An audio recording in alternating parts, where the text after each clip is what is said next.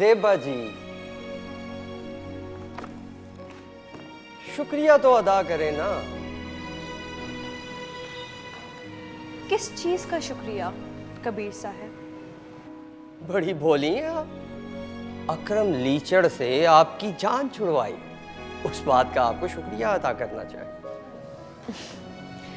बहुत बहुत शुक्रिया कबीर साहब। अच्छा, मुझे एक बात तो बताएं कि अब आपसे मेरी जान कौन छुड़वाएगा? ये अच्छा सवाल, और इस सवाल का जवाब ये है कि यूनिवर्सिटी में कोई मर्द का बच्चा होगा तो वो कबीर मलिक के सामने आएगा। बेसिकली आप मर्दों के ये दंगे फसाद में मुझे कोई दिलचस्पी नहीं है। मैंने तो आपसे बस एक सादा सी गुजारिश की थी। नहीं नहीं नहीं, गुजारिश नहीं करें, आप हुक्म करें। चले, आप जो भी समझें। मैं आपसे पहले भी कह चुकी हूँ कि मुझे आप में बिल्कुल इंटरेस्ट नहीं है, तो लिहाजा अपना और मेरा वक्त ज़ाया ना करें।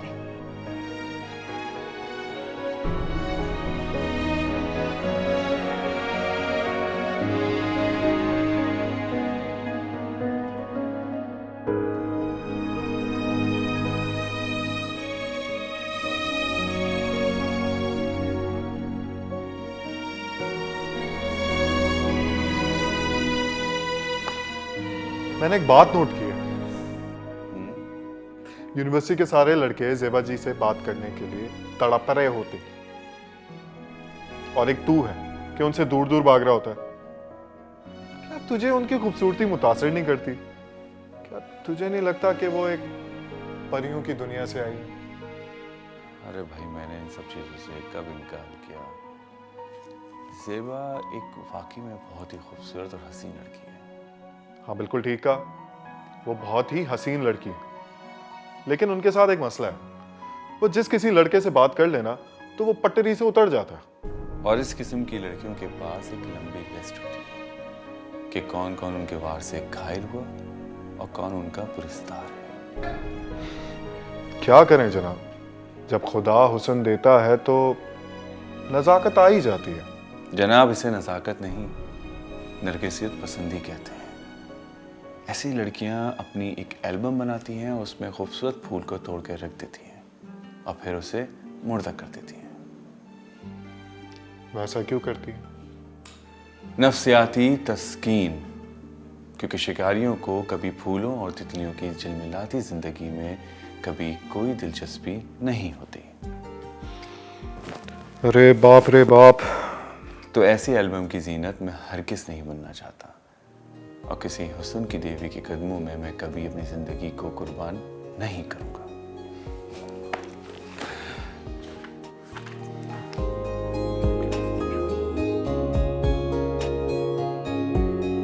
हाँ, तो क्या कह रहा था कबीर? यार, वही फिजूल बात है।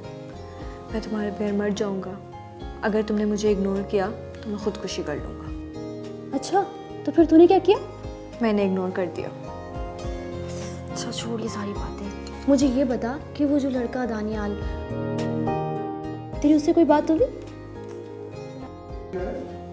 नहीं, अभी तक तो ऐसा कोई मौका ही नहीं मिला। शायद ऐसा मौका मिले भी नहीं। वो बहुत मुख्तलिफ है, बहुत अलग थलग रहता है सबसे। तो रहा करे, इधर भी तो एक लंबी कितार है। अब मैं किस किस पर तवज्जो दूं? मोहतरमा, आपने पलट कर देखा नहीं है। ये जो आपकी यूनिवर्सिटी के हैंडसम और अमीर तरीन लड़कों की तवील और टेढ़ी मेढ़ी कतार है ना, उसमें दानियाल दूर दूर तक कहीं नजर नहीं आता। शायद ऐसा ही हो। ऐसा ही है, मैंने खास तौर पर नोट किया है। जहाँ तू जाती है ना, वहाँ से वो उठकर चला जाता है। So what?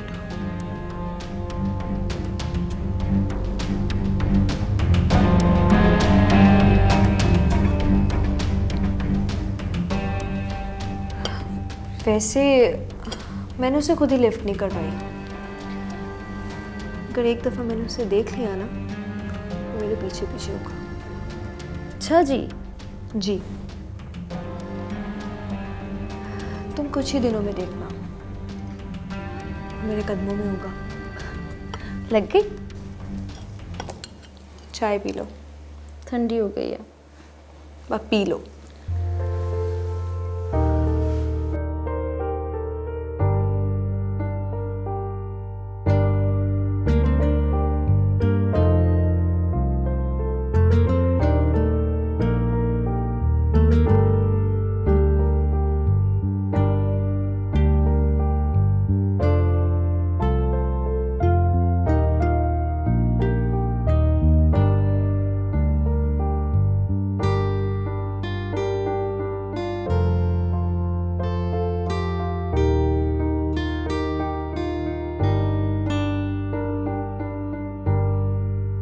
यार क्या तूने आज जेबा जी को देखा? क्यों, क्या हुआ? आज कितनी खूबसूरत लग रही थी, जैसे किसी अप्सरा की तरह। नहीं, मैंने नहीं देखा। क्या सच में तूने नहीं देखा? अरे भाई, कह तो रहा हूँ कि मैंने नहीं देखा, तो इसका मतलब मैं नहीं देखा। इसमें कौन सी बड़ी बात है? क्या तू महसूस नहीं करता कि वो हमारे सहरा की सबसे खूबसूरत लड़की है? नहीं। बाय द वे, वो वाकई में बहुत हसीन लड़की है। क्या तू भी उनकी खूबसूरती से मुतासिर? हाँ, क्योंकि हुस्न सबको मुतासिर करता है, तो फिर मुझे क्यों नहीं? तू भी? भाई मैं क्यों नहीं हो सकता? वो वाकई में बहुत हसीन लड़की है। और बाय द वे, मैं भी तुम्हारी तरह एक आम इंसान हूँ। अच्छा,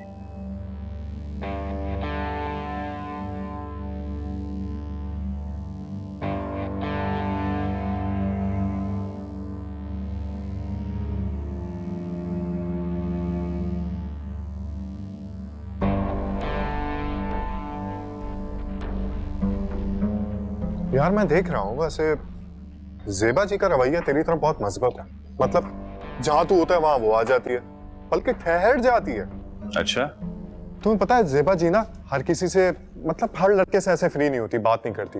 वो ज्यादातर होते हैं ना मम्मी डैडी, वो लड़कियों से ज्यादा नाजुक लड़के जो वो केला खा के उनका दांत खराब हो जाता है, फर्श मखमल पे चल के उनके पांव रगड़े जाते हैं, उनसे। हमें क्या यार, वो जिससे चाहे बात करे, जिससे चाहे बात ना करे, उसकी मर्जी। मैं देख रहा हूँ कि तो जेबा जी से कतराता है। हाँ, क्योंकि मैंने अक्सर देखा है कि जो भी लड़का उसकी तरफ एक भी कदम बढ़ाता है, वो उसकी फौरन इंसल्ट कर देती है, और मुझे अपनी इज्जत प्यारी है।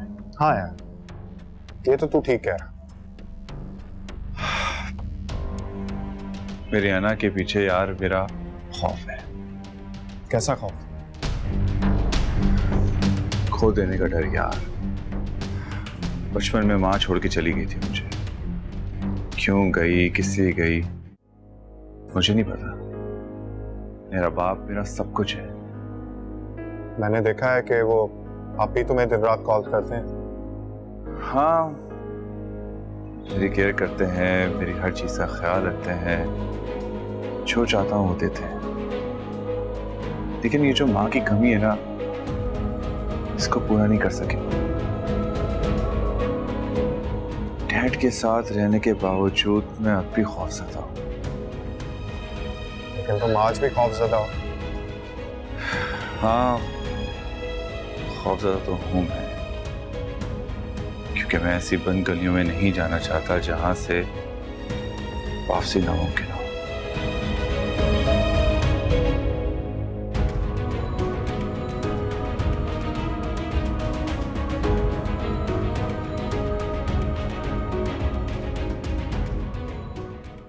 मेरे ख्याल में अब तुझे अपने लिए एक लाइफ पार्टनर का इंतखाब कर लेना चाहिए।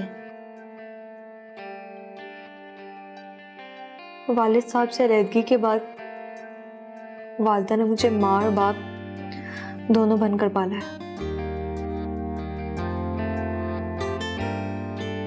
मर्दों से नफरत तो मुझे विरासत में मिली है। लेकिन सारे मर्द एक जैसे नहीं होते हैं।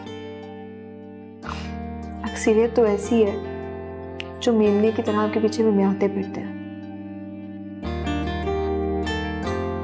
और जैसे ही लम्हा भर की तन्हाई मिलती है ना, एकदम भेड़िया बन जाते हैं। हाँ, शायद तू ठीक कह रही है।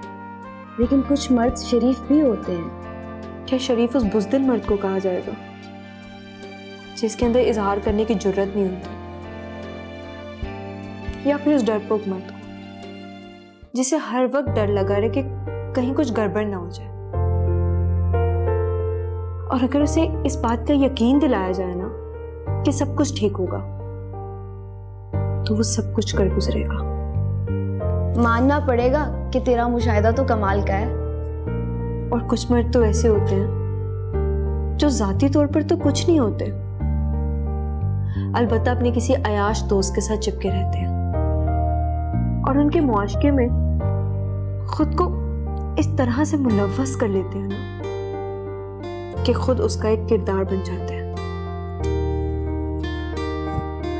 कुछ मर्द तो शायद मर्द होते ही नहीं है, वो सिर्फ जिन ज़दा आंखें होती हैं जो खिड़की, दरवाजों या किसी भी ओर से जिनसे मुखालिफ को तकते रहते हैं। वाह भाई वाह, तूने तो मर्दों की नफ्सियात पे पूरी पीएचडी कर रखी है। मोहतरमा, मुझे ये बताइए कि ये सारा डाटा डाउनलोड कहाँ से किया है? मुशाहिदा सबसे बड़ी किताब है, और ये कि बड़े बड़े स्कॉलर्स और तुरम खान औरत की एक थपकी से मिमियाना शुरू कर देते हैं और मिनटों में ना अपना पेट खाली कर देते हैं। तो फिर दानियाल साहब कब आपके पीछे मिमियाना शुरू करेंगे? उन्हें कब तबकी दे रही हैं? हाँ हाँ, जब आप हुक्म करें।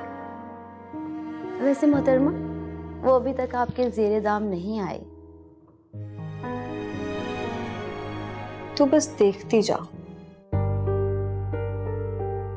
कि होता क्या है।